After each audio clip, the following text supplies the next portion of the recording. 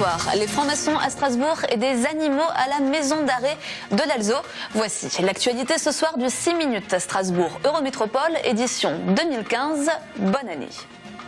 Mythes, rumeurs, préjugés, les francs-maçons continuent de susciter curiosité et questions. Cette institution discrète, ce sont eux qui le disent, et pourtant bien présente à Strasbourg, où elle se réunit en différentes loges. Chaque loge appartenant à un des 8 principaux ordres qui composent la franc-maçonnerie, comme le Grand Orient ou le droit humain.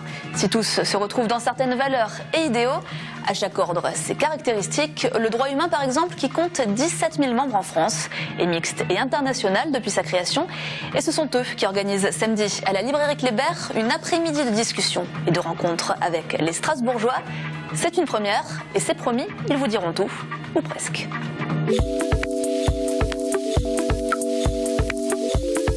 C'est une réunion d'hommes et de femmes qui échangent pour progresser individuellement et collectivement. Alors le collectivement, c'est dans leur groupe qu'on appelle loge, mais c'est aussi après parce que chacun, dans la vie de tous les jours, assume ses engagements sociaux, syndicaux, politiques, ordinaires, et pour pouvoir faire progresser la société. Elle sert à faire progresser l'humanité à la mesure de la capacité des membres qui en font partie. Les francs-maçons ne prétendent jamais avoir aucun pouvoir. Les francs-maçons prétendent mettre leur intelligence, leur esprit, leur spiritualité, leur force en commun pour s'inspirer les uns les autres des richesses que chacun a, pour en faire des vertus et transformer ces vertus-là en usage quotidien.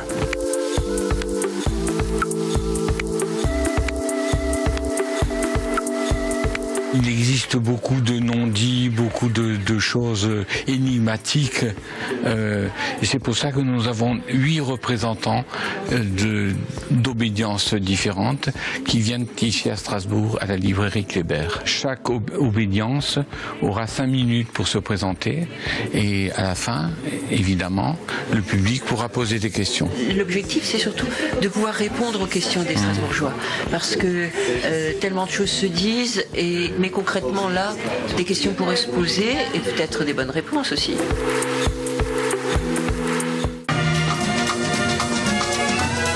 Sunny est un Golden Retriever qui vient de passer 6 ans à rendre visite aux détenus de la maison d'arrêt de Strasbourg. Grâce à lui et à ses congénères, qu'ils soient à poil ou à plume, la parole se libère parfois, les émotions aussi. Cela s'appelle la médiation animale. Et derrière Sunny et derrière ses compagnons, une femme, Patricia Arnoux, spécialiste des relations homme-animal. Elle travaillait en crèche, maison de retraite ou milieu hospitalier et elle a introduit la médiation animale en milieu carcéral à Strasbourg il y a 6 ans. Une première en France. L'histoire de Sunny et l'histoire de ces hommes sont racontées dans un livre, Des animaux pour rester des hommes. Les bénéfices de la vente seront reversés à l'association de Patricia Arnoux, Évidence. Donc j'emmène 2 ou 3 espèces et je vais à la rencontre des personnes. Donc j'ai des groupes ou en individuel, une fois par semaine. Donc c'est plus sur la base, je dirais, d'un groupe de parole, c'est-à-dire je leur présente l'animal qui est avec moi, les caractéristiques dans leur espèce, mais aussi en tant qu'individu. Et on est très vite amené à parler de leur émotion en tant qu'être vivant. Et on arrive très souvent et très rapidement en fait à leurs propres problématiques qu'ils peuvent rencontrer soit en détention, soit à l'extérieur, justement au niveau émotionnel, au niveau relationnel. Et l'animal fait vraiment ce lien, ce démarrage en fait, ce facilitateur de communication pour faire démarrer la parole. Mais il y a aussi des petits animaux sur place, donc au sein de la maison d'arrêt depuis quelques années. C'est tous des animaux qui ont été récupérés, soit dans des refuges, soit parce qu'abandonnés ou maltraités ou blessés à l'extérieur.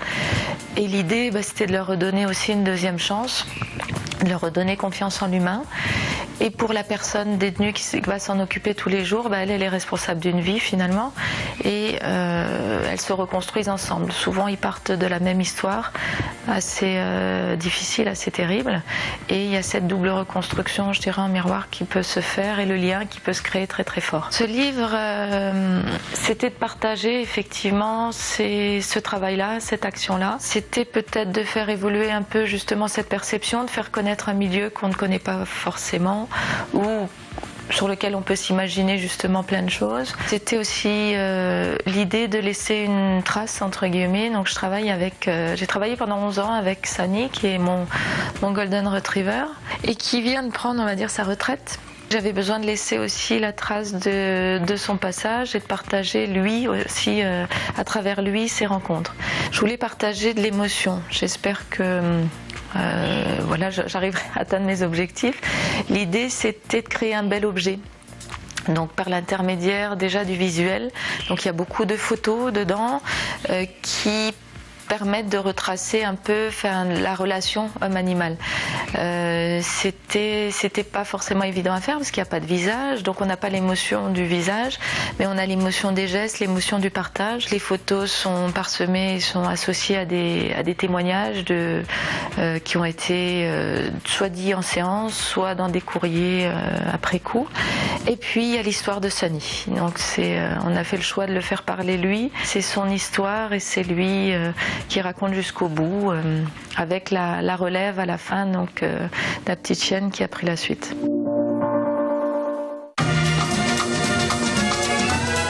6 Eurométro pour commenter l'actu sur Twitter. Salut!